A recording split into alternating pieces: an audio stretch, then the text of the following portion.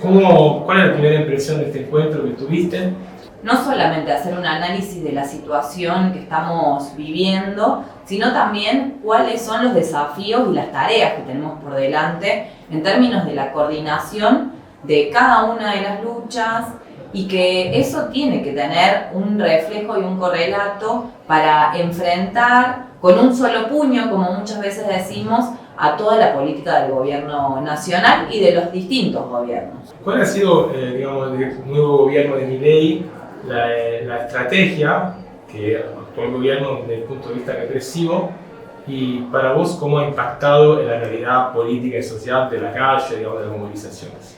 Bueno, lo primero que hizo este gobierno fue sacar esa resolución ministerial, apenas asume, que es el protocolo represivo de Bullrich, un protocolo que es completamente inconstitucional. De hecho, en mi caso hice una presentación judicial junto a las compañeras del Centro de Abogados por los Derechos Humanos, el CADU, que es parte del Encuentro de Memoria, Verdad y Justicia, y que logramos luego de meses que un juez agarre la causa, la denuncia, y se cite a Bullrich, porque no fue solamente que lo denunciamos como inconstitucional nosotros, sino que hubo distintos informes de relatorías de derechos humanos, por ejemplo, de la ONU, planteando que iba contra todos los acuerdos y tratados internacionales, además de ir en contra de la propia Constitución, porque lo que vulnera es el derecho a la libertad de expresión, el derecho a peticionar ante las autoridades, el derecho a la protesta.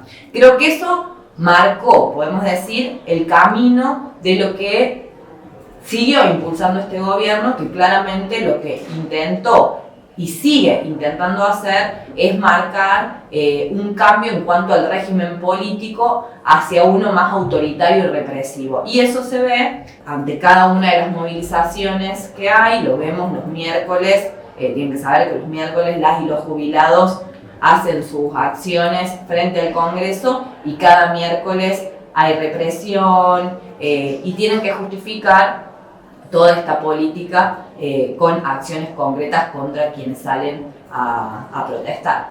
¿Para vos hubo un cambio en la percepción del espacio público urbano después de ese protocolo de Bullrich? Por supuesto, por supuesto. Ellos intentan amedrentar y, como lo decimos siempre, no lo pueden hacer si hay una movilización multitudinaria. Y acá sí viene otra cuestión que también ha sido parte del debate, que tiene que ver con la necesidad de una movilización y una coordinación unitaria con distintos sectores, pero también esos otros sectores que están por fuera de la izquierda, de los sectores que nos movilizamos de forma coherente, continua, con cada una de las luchas. Directamente hoy no están haciendo nada.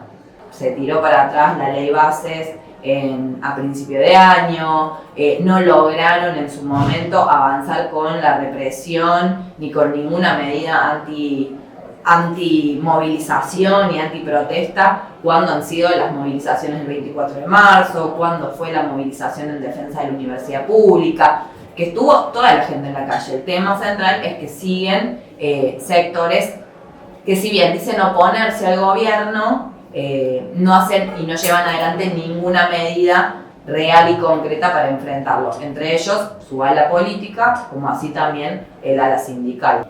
Bueno, ¿cuál es un poco la perspectiva del encuentro para vos? ¿Cuáles son los hilos que se van tirando para el futuro? Bueno, creo que es en la coordinación de esto que venía planteando, cómo se logra coordinar todas y cada una de las luchas que se están dando, porque no es que no se enfrenta a este gobierno, sino por el contrario, venimos de semanas de una coordinación, por ejemplo, en todo lo que es trabajadoras y trabajadores de la salud pública, que ha sido un sector muy atacado por este gobierno, con intentos de cierre de hospitales, con desfinanciamiento, con la persecución a trabajadoras y trabajadores del Hospital Garrahan. El día 21 hubo una movilización en el Día Nacional de la Enfermería, porque en particular en Capital se viene dando una pelea importantísima por el reconocimiento de las licenciadas y licenciados en enfermería.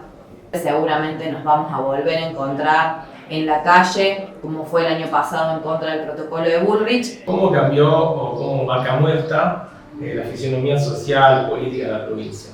Bueno, Vaca Muerta vino a traer muchísima desigualdad. Nosotros lo denunciamos desde el primer día y a veces cuesta hacer recordar a la gente que Vaca Muerta no la trajo Macri, Chevron, y no la trajo Milei, que Chevron lo trajo Cristina Fernández de Kirchner, digamos en su versión progresista, que desembarcaron en Neuquén con un plan de entrega absoluta, con daño socioambiental, pero también con avasallamiento de pueblos originarios, como pueblo mapuche. Digamos, fue muy brutal y lo impusieron por represión. Sí. Y yo de ahí eso lo hablamos dando testimonio personal, incluso. Yo estuve procesado con causas penales por haber sido parte de la manifestación contra Chevron y yo era diputado provincial. Y como diputado no tuvimos acceso a cuál era el acuerdo. Sí. Se fue un acuerdo secreto. Entonces, secreto, sí. desde ahí en adelante, Neuquén se disparó la desigualdad. Siempre hubieron rasgos de desigualdad, pero Chevron profundizó muchísimo esa grieta. Entonces, frente a un sector pequeño que se llenaba de dinero, hacía muy buenos negocios, trabajadores petroleros y trabajadores estatales que algo podían también comer de ahí, en un sentido que tenían mejores salarios, eso iba provocando que en los márgenes eran miles y miles de pibes y pibas que iban tirados a la miseria absoluta. Hubo una ocupación de terrenos en la pandemia, lo que se llamó en la calle Casimiro Gómez, que fueron miles de familias que ocuparon terreno, no tenían dónde vivir y no podían pagar un alquiler. Y esos, bueno, intentos de represión, después lo fueron desarmando, pero estaba a 5 minutos de Neuquén, tenías la base yanqui que hicieron en estos años también, que es un regalo del Comando Sur norteamericano, y la toma de la Casimiro Gómez, que eran miles de familias precarias viviendo en casillas de chapa. Y eso era Neuquén. Por un lado, los grandes negocios, y por otro lado, la desigualdad brutal. Ese tema hay que tenerlo en cuenta, yo siempre lo digo. Recuerden que fue el kirchnerismo a darle el alta a Chevron, que encima estaba embargada por haber contaminado toda la Amazonia en Ecuador. Tampoco fue una movida así muy inocente. No, ya se sabía, se conocía, y lo que no se sabía lo fuimos denunciando. Y no solamente nosotros desde nuestra banca de Frente Izquierda, sino también la Confederación Mapuche y muchas comunidades, Observatorio Petrolero Sur, organizaciones socioambientales que en Neuquén jugaron un rol muy importante, estudiantes en la universidad, colegios secundarios, mucha gente se comprometió en las causas socioambientales de Neuquén y en la denuncia de Chevron. Por eso fue una defraudación tan grande, ¿no? Cuando muchos diputados que hace una semana atrás eran progresistas y daban los abrazos, de repente aparecían votando. Bueno, nosotros como asamblea en esa época hicimos la primera ordenanza municipal de Latinoamérica en contra del fracking en Cinco Saltos, y la salió a vetar Cristina directamente, llamó a Casa Rosada, se vetó. Claro, en el pueblo.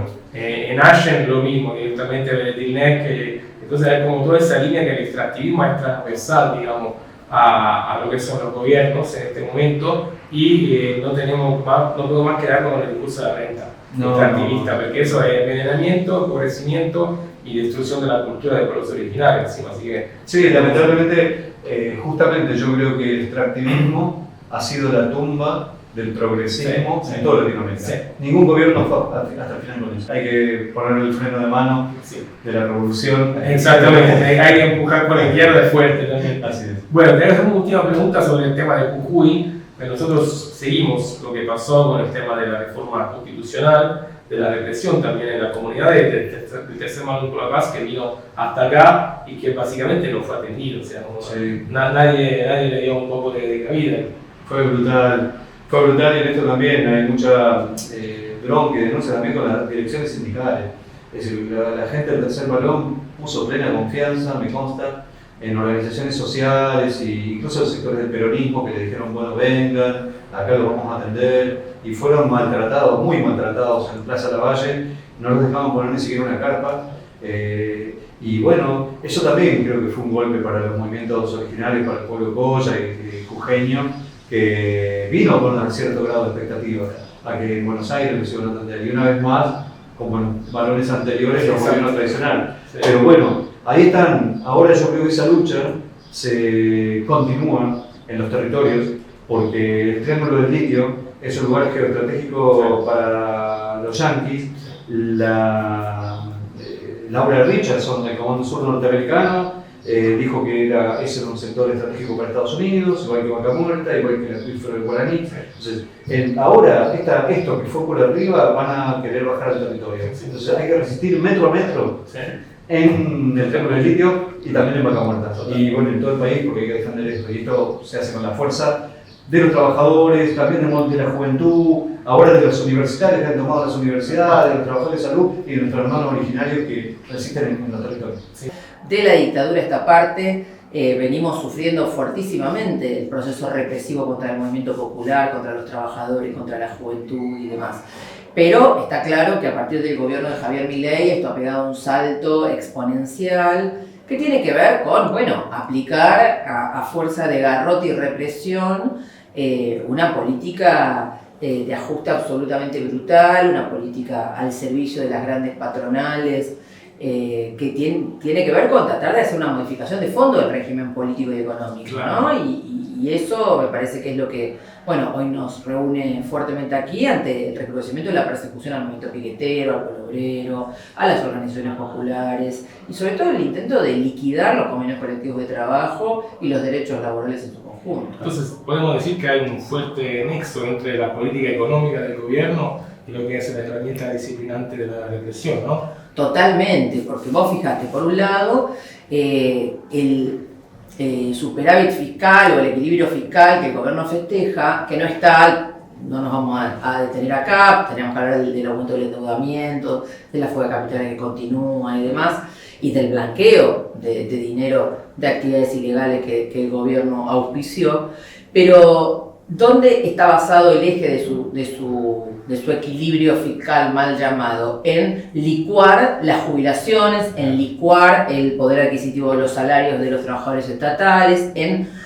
atacar los salarios del conjunto de la economía, en un ajuste muy serio de las áreas ligadas a educación, a salud, también fuertemente. Entonces es un evento totalmente disciplinador, jubilaciones de absoluta indigencia, mantener congelado el valor del potencial trabajo o como se llamen hoy los planes de empleo, en los famosos 78.000 pesos, desligándolos del salario mínimo vital y móvil, que eso fue un acuerdo con la burocracia sindical que hace rato pedía desacoplar, desenganchar los planes sociales del salario mínimo vital y móvil.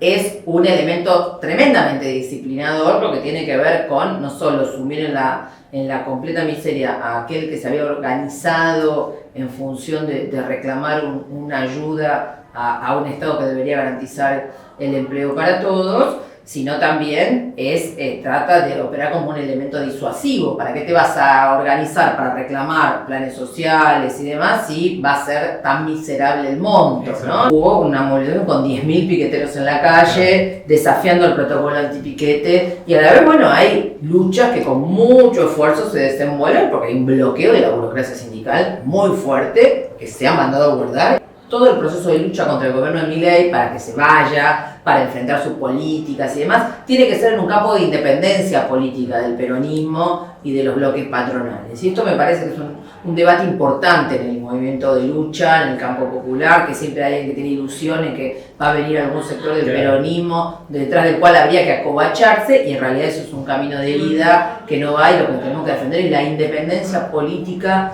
del proceso de lucha, y me parece que claramente este gobierno lo vamos a enfrentar, lo vamos a derrotar como venimos haciendo con la movilización independiente en todos los terrenos, y esas medidas de lucha que no convoca la CGT, que no convocan las CTAs y que no convocan algunos de los sindicatos, se tienen que construir desde las direcciones del sindicalismo combativo, desde abajo, de los cuerpos delegados y demás, y se van abriendo paso. Y creo que en ese sentido este gobierno y todos los que lo ayudan a sostenerse también van a enfrentar un límite muy importante, que es el de la realidad de una población que no se ha sometido a ningún gobierno. Entonces, en ese punto, intenta abrirse paso. ¿Cómo ves en el alineamiento del gobierno con fuerzas oscuras y represivas como son, por ejemplo, de Estados Unidos, de Israel, ¿no? Eso va a tener una repercusión también a nivel interno, ¿no?